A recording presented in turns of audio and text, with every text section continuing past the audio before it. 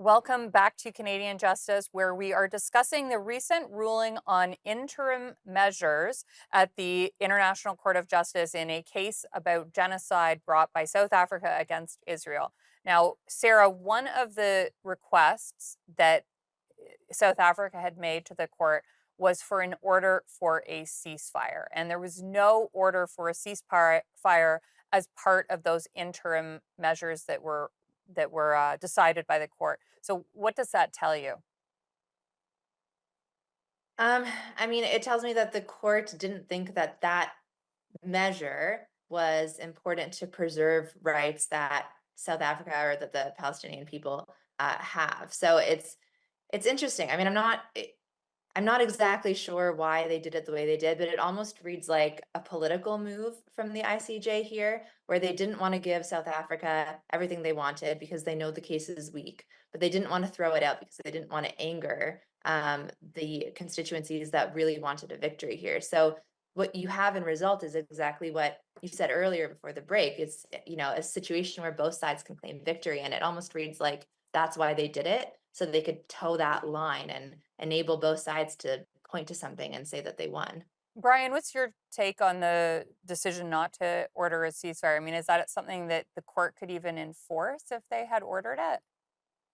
It would be difficult to enforce, so it wouldn't be without precedent in the ongoing dispute between Ukraine and Russia.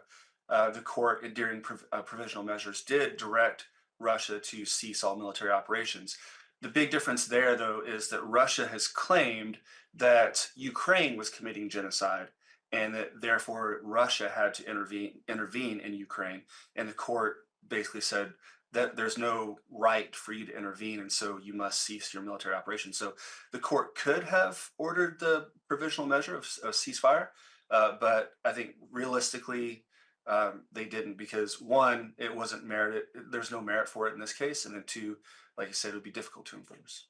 Now, Brian, one of the things I mentioned in the opening is that the International Court of Justice also called on Hamas to immediately and unconditionally release all hostages. Now, this is something that is a part of the decision that has not really received as much attention as, for example, the part of the decision that says Israel must take measures to prevent genocide.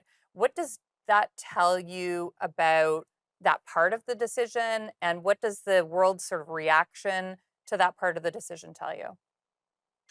Yeah, I think that's a provision that should get more emphasis in public discourse.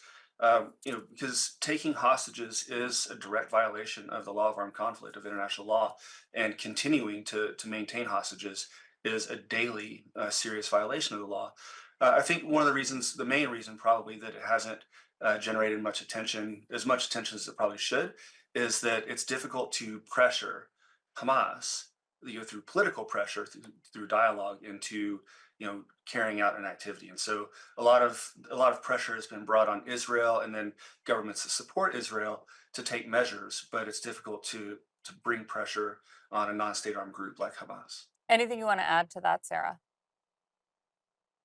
Yeah, I mean, I think this highlights an important point, which is that Hamas isn't a party to this case. So Yeah. the ICJ is sort of stuck in that it can only order Israel to take or refrain from taking certain actions. And it doesn't really have the power to order Hamas to do or not do anything, which is completely disjointed and one sided when you have an entity like Hamas, as Brian said, which is flagrantly violating these important international laws. Now, Sarah, you had mentioned that you think that the case against Israel by South Africa for this allegation of genocide is a weak one. That's part of why Israel argued that the entire claim should be thrown out, that it shouldn't proceed to the merits. Do you think that the claim should have been thrown out? I do, yes. I mean, something to keep in mind is, again, with interim measures requests, the court need only find plausibility. So it's a low evidentiary bar. That being said, the court still needs to find plausibility. And if you look at the judgment, they didn't even really do that. They sort of glossed over it. They listed the different types of evidence that South Africa brought to bear, and then just said, yes, it's plausible, without really going into it. And I thought that the dissenting opinion and the separate opinions of Justice Subatinde was much more persuasive in that, and going through the different pieces of evidence and showing that it's actually not plausible. And the thing with intent as well is that it has to be the only reasonable inference when you're inferring a genocidal intent. And if you look at the precise pieces of evidence that South Africa brought, I know we don't have time to get too into the weeds here today, but it's just not there. Like I don't think Yeah. that it's the only reasonable inference by any stretch when you have statements Right. by officials Right. and then statements later directly saying the opposite thing We've and got to go to correcting break, themselves. but we'll be right back. Sorry.